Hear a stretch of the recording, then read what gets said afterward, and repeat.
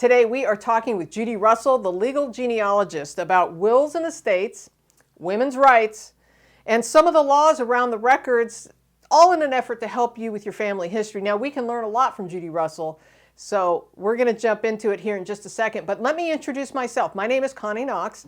I am a lifelong genealogist here to help you go further faster and factually with your family history research. Now, don't forget, there is a newsletter, a website, and a Facebook page. Links for all of that are in the show notes below. All right, let's get to it.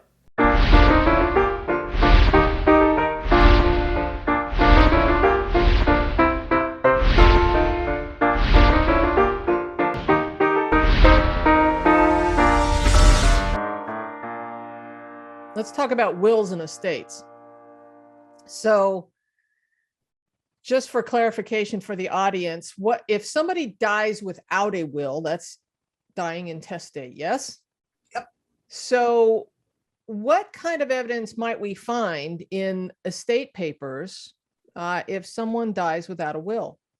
You know, the reality is that the word probate, when you look it up in a legal dictionary, means proving a will. And we don't use it that way from a genealogical perspective at all, nor do the probate courts. Because in an intestate situation, you often have somebody who has to be in charge of the assets of the estate, making sure that they get distributed to the heirs in accordance with the law of the time and place. So you will get probably as many cases where the family goes to court looking for an administrator to be named to handle the estate as you do in the testate situation where there is a will, where the family takes the will in to get it probated. So, now, I've seen a lot of estate papers where the wife was named as the executrix, I guess it is, of the... If there's a will. If there's a will, she's the executrix. If there's not a will, she would be called the administratrix. And that IX ending, of course, means it's just a female. Female version, yeah. So were there any laws where she had to have a man assist her? It's kind of funny on that count. There are some, but not if she was simply the widow. If she did not remarry, then as the widow, she usually had statutory preference to serve as the administratrix of the estate.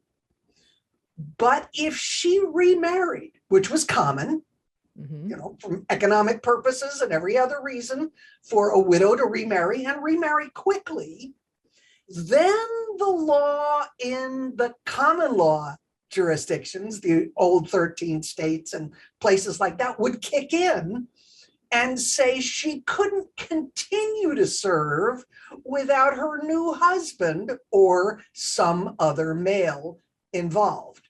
Okay. Because as a single woman, she's a femme sole in the language of the law and is entitled to all of the rights and privileges of any adult male.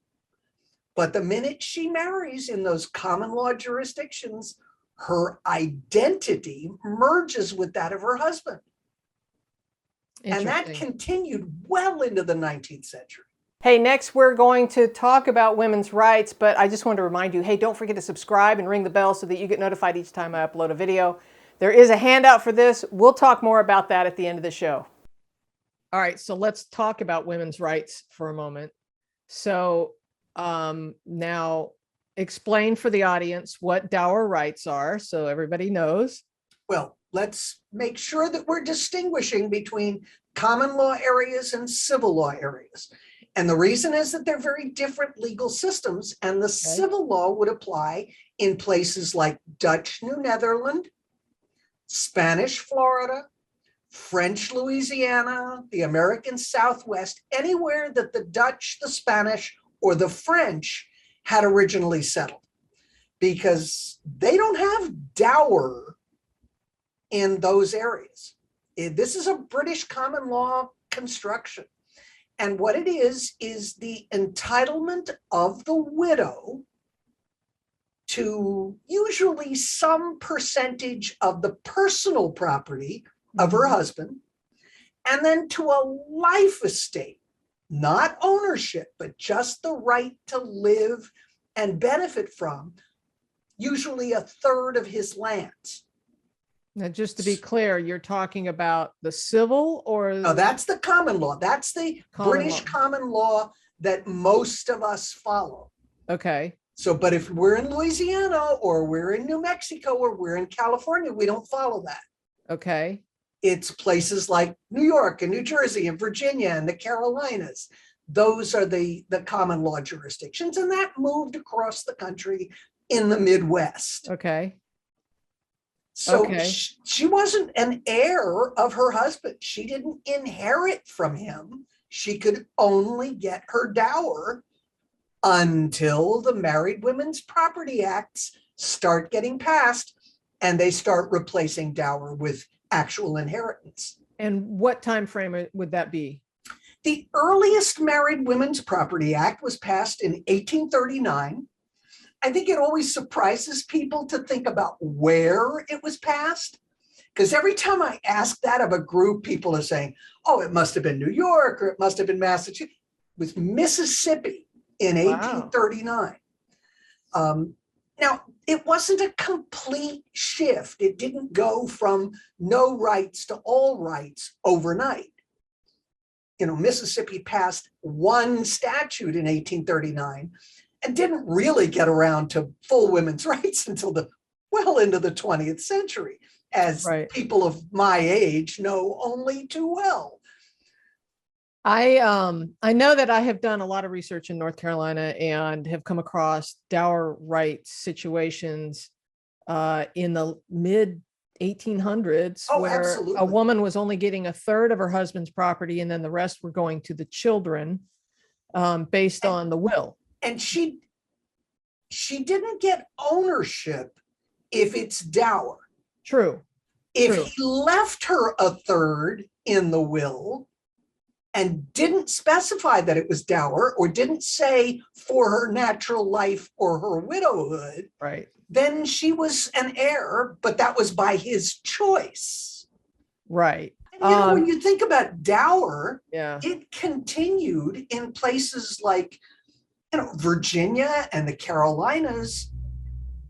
They didn't replace dower with inheritance until the 1970s, 80s, and 90s.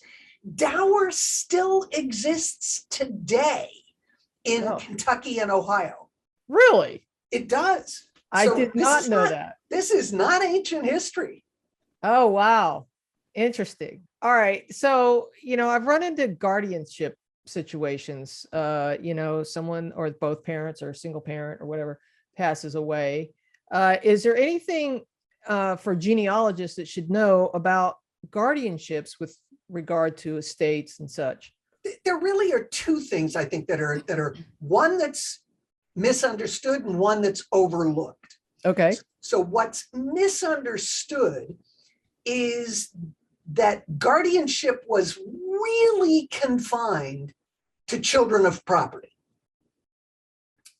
If there wasn't property involved, there's generally not going to be a guardian until the 20th century, when the best interests of the child and our care for keeping families together and that sort of thing starts kicking in. Okay. This was purely a property arrangement. The child, it was usually when the father died, the child stayed with the mother, but the guardian is going to be the uncle or the male cousin or whatever. It was rarely his mother or a woman involved. So it was to protect the property of the child until the child was old enough to take control of his or her own estate. That's what's misunderstood. People think, well, what happened to the mother if the uncle is being made the guardian? Probably nothing. But she wasn't entitled to be the guardian because women weren't treated that way. Times have changed. What's overlooked on these records is that almost every guardianship, and in fact, almost every administrator of an estate, almost every executor of an estate, they had to file a bond. And the bond was a written promise to do the job and do it right, or pay a monetary penalty. And that monetary penalty was a lot of money. So they almost always had to have sureties, cosigners on those bonds. And people just don't pay any attention to those cosigners. But if, I may be able to get a friend to cosign an IOU for $25. And maybe I can get a close associate to cosign an IOU for $100. But when we start talking about the value of a car or a house, that's family. Yes. Those cosigners are people we need to think about in the fan club, the friends, family, associates, and neighbors of our research subject. Let me ask you, as long as we're talking about bonds, not to go down a rabbit hole, but I see this a lot. So bastardy bonds, these guardianships, whatever. When you see people as bondsmen and they put up, or it says a bond of $300, do they actually put up that money, or are they just promising to pay that money if they fail in their job? They're promising to pay the money if they're ever found to be in default of whatever the condition is in the bond. Even a marriage bond, for example. Like a marriage bond. And remember that a marriage bond is not a promise to marry. It is a promise that there is no legal impediment to the marriage if the marriage takes place. So if there was a marriage and it was determined that the groom already was married, then he and his bondsman could go after him to forfeit the amount of the bond. It's kind of a sorry situation. When we finally get to the end of the 19th century, early 20th century, and we start getting the commercial bonds. When we get to the time period of the commercial bonds, then you're buying an insurance policy. And you don't have to have a cosigner because you're paying $100 on a $1,000 bond, and it's a commercial transaction. So from a genealogical perspective, it's a shame that the insurance companies moved into that business. Beyond the will and the probate records, with regard to that same set of records that we find at a person's death, is there anything else that we might be looking for? A couple of things that we need to consider are, assuming that there is dower, how long did the widow live? Because when she dies, that estate is reacquiring her 1/3, and it's got to be distributed. So there can be records years and years and years after a death when the widow finally dies, assuming that she stayed a widow all those years. I have a collateral relative in Burke County, North Carolina, who died in 1806. It wasn't even in the same county when they ended up reopening his estate in 1848. Wow. 42 years later, when his widow died. That's a long one. I've seen 15 years maybe, but that's a good one. So we need to think about that. We need to think about things like when the youngest child turns 21. Because at that point, the guardianship gets terminated and the child may now come into full control of his or her estate. So there are those kinds of records. Now, could a child own land prior to 21 years old? Child could own land the day he or she was born. Oh, wow. What they can't do is sell it without either court or guardian approval. I shouldn't say they can't sell it. It's what's called avoidable transaction. Right. Meaning if I'm 13 and I sell you my land, when I'm 21, I can go to court and say, you took advantage of me. And I can void that transaction because I was underage. So if I don't do that, it's a perfectly legal sale. But up till the day that I'm 21, I can get that back. Very good stuff. Okay, so when we're talking about a will, I don't even know that we really want to get into this because there's a lot to it, but the structure of a will, is there any like basic structure of a will that would help genealogists kind of understand what they should be looking for? There's a yes and no to that. The yes is that generally speaking, a will is going to follow the same pattern. You're going to get the original, in the name of God, amen. Right. The boilerplate stuff. Boilerplate introduction, and then the specific bequests, then the naming of any executor, and the signing in the presence of the witnesses. And those are the usual structure parts.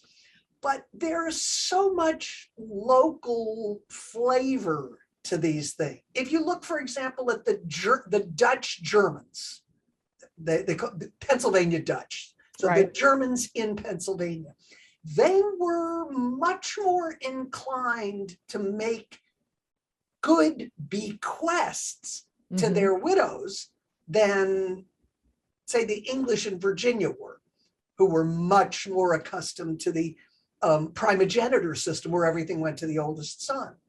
So you get differences like that. And there are going to be differences over time where it's much more common to see widows named and given bequests towards the end of the 19th century than it would be before then, when you may not even find the widow named in the will, because after all, she's going to get dower. Yeah. So we need to kind of take those factors into consideration. One of the things that I'm always professing is to look at the witnesses, because I can't tell you how many genealogical problems I have solved by doing the research of the witnesses in any document. Those are your bondsmen, your witnesses, who witnessed the deed, who witnessed the will, who were the people that your people were around. And that goes back to the fan club type of cluster it's research. So important as a methodological scheme. With regard to women's rights, let's talk about divorce rights. Did women have the right to divorce? Yes, but it wasn't easy.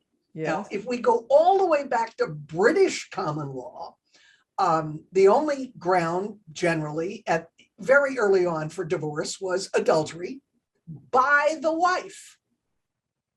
So he could fool around, but she couldn't. I'm sorry. I know. Now, you come over to, really? Absolutely. You come over to the colonies, and we had one thing that England didn't have, and that's running room. So desertion became an issue. And most jurisdictions did allow divorce for desertion. But a man could simply waltz into court and make his petition. A wife, in general, had to be represented by her next friend, generally a man from her family. Yeah. So that was a distinction. Men were much more commonly entitled to what was called absolute divorce, where women might be limited to what's called divorce from bed and board. And the difference is you can remarry with an absolute divorce. You can't with divorce from bed and board. That's like a legal separation today. I was going to say that's still in effect, right? Yep. We don't call it that anymore, really. We call it a legal separation, but it's the same thing. You're still technically legally married. You're just living apart, managing your own affairs. So yes, a woman could get a divorce, not necessarily easily. Interesting. So, do you have any tips on helping to find women prior to the 1850 census? Because, women and children were not listed in the census records. And, from your perspective, any ideas? There are lots of possibilities. There are things that we overlook. One of them, thank heavens, is because of Dower. Mm. In many jurisdictions, and I know you've seen this in Southern research as well, a buyer didn't want to take the property unless the wife signed specifically to give up her dower rights. So you will frequently see in the recording of the deed that the justice of the peace took the wife apart and examined her privily in the absence of her husband to be sure that she agreed to sell the land.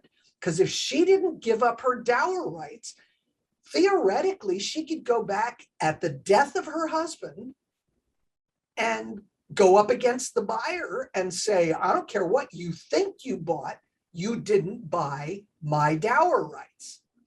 So as early as the 1700s, you can see in a lot of the deed books, these privy examinations of the wives that'll at least give you a hint. Gets pretty complicated. It does get complicated. Now, of course, wasn't the law everywhere. But those are possibilities. Church records are fabulous for naming women. Women were members of the congregation. They were disciplined by their congregations. They were sponsors for baptisms and confirmations, and they were generally named. And if you're lucky enough to be doing research in a Catholic family, you'll often get the maiden name as well as the married name. So church records, I think, are probably the most underused resource that's out there. Good tip. Okay, so if people want to learn more about you, I know we have a blog and a website. Tell us where we can learn more about you and where we can find you if we need to. Anytime anybody needs anything, it's simply www.legalgenealogist.com. And on every page, there's a link, Ask TLG, and I'm happy to take questions, particularly if I can answer them on the blog itself. The blog is fabulous. Oh, thank you. Oh, man. It's always a good read. It's always an interesting read. It's not just legalese. It's really kind of fascinating stuff. So I do try to translate into English. Thank you. Those of us who are not legalese people, we really appreciate it. Well, there was a lot more to that conversation with Judy Russell. In fact, there was so much stuff I had to break it up into 2 episodes. In the next episode with Judy, we talk about a variety of subjects such as copyright laws, where to learn about the laws that were enacted during the time of our ancestors. We talk about older adoption laws and advice for adoptees today, and the legality of a decorative marriage certificate, kind of like the one we've been talking about over the last few weeks. All right, now, all of that and more in the second part of this 2-part series. All right, depending on where you are watching this or when you are watching this, part 2 might not have been published yet. So hang in there for a couple of weeks and part 2 will be coming along. All right, special thanks to Judy Russell for taking the time. Regarding the handout for this episode, you can get the handout if you are at the information access level channel membership.